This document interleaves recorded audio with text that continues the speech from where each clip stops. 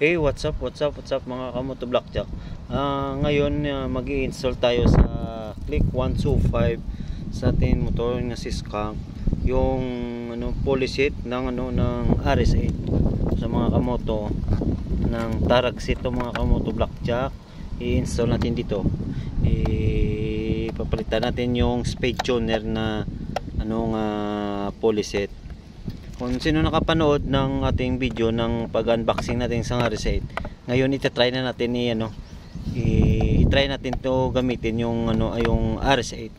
I-install natin yung mga kamoto. Same pa rin procedure nga pag backlash to mga kamoto Blackjack. Na mga kamoto, tatanggalin natin to.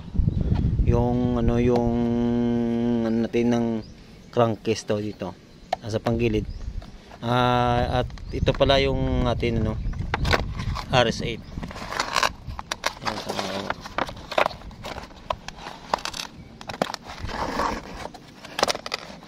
Nahihirapan ito na tayo. Ayan sa mga kamoto, ito po yung atin RS8.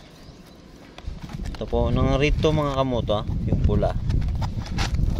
Ayun, ito naka naka dual angle na to mga kamoto, yung RS8 at saka itong ang backplate. Ayan naka na to mga kamoto, dual ram, isang low kag isang high. Ayan ito lang yung laman at saka may kasamang washer. I-try natin yung washer mga kamoto. Ayan natin to, ibabaklasin to ang ating crankcase.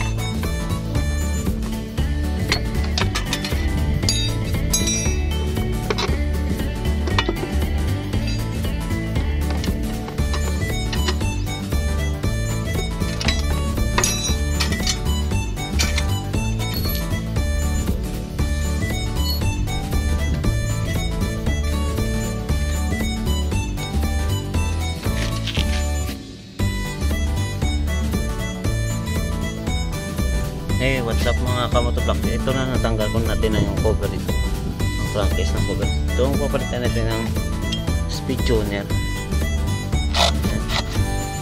Papalitan natin almost 2 years lang ito nagamit Okay itong mga yung speed tuner.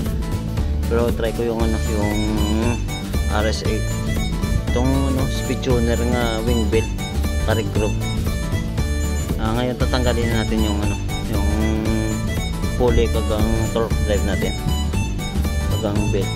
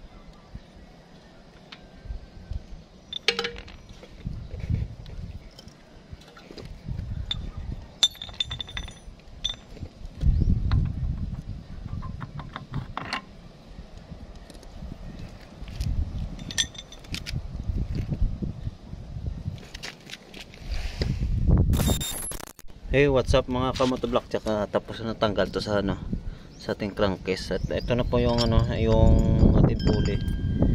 So, natanggal ko na lahat. Okay pa to yung ano, yung bula natin. Straight ano nyo, 13 mga kamoto. Yan, ito ano lang to ng 13.5 degree. Yung sa RS8 pala, ito to. Ang sa RS8 pala mga kamoto black, isa dual angle na. Ito 13.5 tong degree. Ngayon mapapalitan natin ng ano ng RS8. Okay pa to mga kamoto, almost 2 years ito ginagamit. Okay po. Walang ano. Ito lang yung may diferensya eh. Ayun, nawasa kasi wala pa akong impact wrench eh. Naputol eh. Ito bumili ako ng impact wrench ito na. Ayan, okay pa to magamitin mga kamoto blackjack. Okay naman gamitin yung speed tuner. At saka itong ano, back plate nito. Ayan, ililinisin lang muna natin to. Ayan, almost good pa to mga kamoto, ano, yung ano natin, yung speed tuner na no, mga pulley. At sabi nila maganda raw ang ano, ang RS8. I-try natin. Bumili ako para subok natin.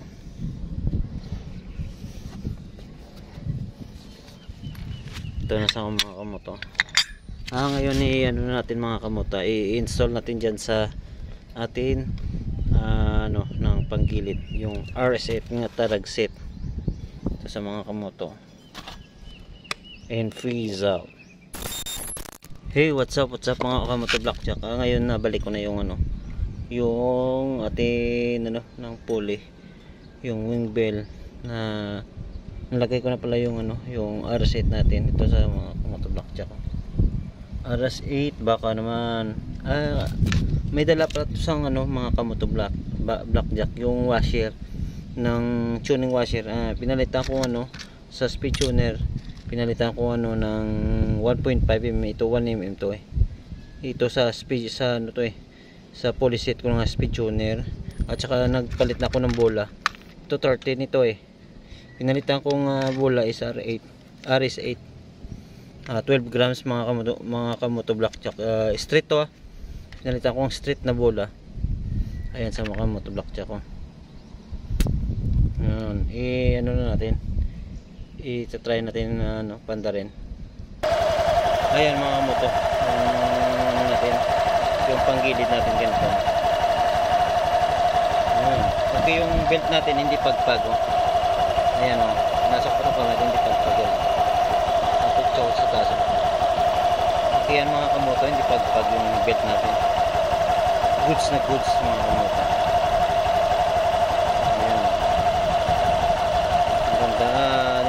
I-update lang ko kayo kung ano na mga kamoto, kumusta yung ating RS8. Ayan mga kamoto. Ayan mga kamoto, na try ko na pandarin. Okay na, goods na to. Ibabalik na natin yung ano, yung crankcase cover mga kamoto. Dito na lang tayo, dito ko na lang tapusin yung vlog natin about sa paglagay natin dito sa ano, sa click 125 na RS8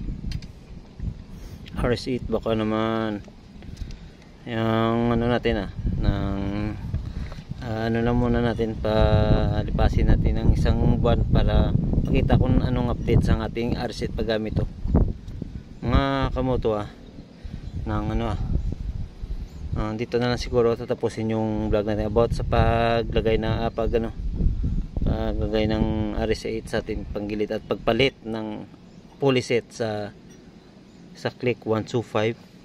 Mga kamoto ride safe lang tayo mga kamoto. Don't forget, subscribe, like and share, and peace out.